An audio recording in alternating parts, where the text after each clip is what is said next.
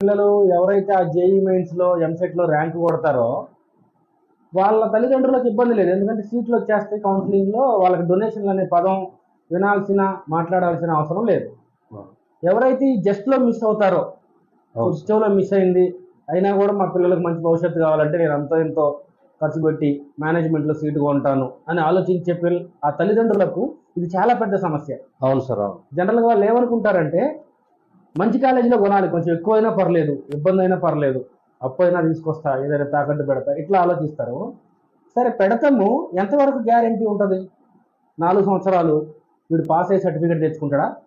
4 సంవత్సరాల్లో జాబ్ కొడతాడా? మనం అనుకునేవన్నీ ఫుల్ఫిల్ అయితే ఓకే, కాకపోతే ఏంటి అనేది క్వశ్చన్ సార్. అవును. ఇప్పుడు మార్వాడి యూనివర్సిటీ గురించి నేను ఎందుకు చెప్తున్నానంటే, మార్వాడి యూనివర్సిటీలో మీరు ఇక్కడ ఏదైతే కౌన్సిలింగ్ ద్వారా జాయిన్ అయిన పిల్లలు కాలేజీ ఫీజు కింద.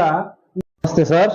నమస్తే అండి సార్, ఈ మధ్యన రీసెంట్ గా నేను విన్నాను, మార్వాడి యూనివర్సిటీ అని చెప్పేసి చాలా మంది మా ఏరియా సైడ్ అంటున్నారు. సో మీ ఆఫీస్ నుంచి కూడా మాకు మామూలుగా కాల్స్ వచ్చింది అండ్ నేను మీ వీడియోస్ చూశాను. సో తెలుసుకుందామని చెప్పేసి అని నేను మరీ ఇంత దూరం వచ్చాను సార్. సార్ ఏంటి సార్ ఈ మార్వాడి యూనివర్సిటీ ఎవరికి ఎక్కువ యూజ్ అవుతుంది? అంటే మాది ఏంటంటే చాలా పేద, అంటే మధ్యతరగతి కుటుంబం సార్ మాది. మేమంతా డొనేషన్లు కట్టుకోలేము, లక్షలు కట్టుకోలేము.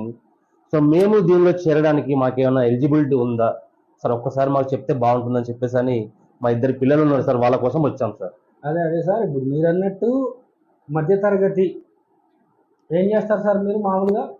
సార్ నేను వ్యవసాయం చేస్తా సార్. ఇప్పుడు వ్యవసాయం చేసే వాళ్ళకైనా, ఆటో నడిపించే వాళ్ళకైనా, లేకపోతే చిన్న వ్యాపారం చేసే వాళ్ళకైనా ఈ డొనేషన్లు అనేసరికి భయం అవుతుంది. అవును సార్.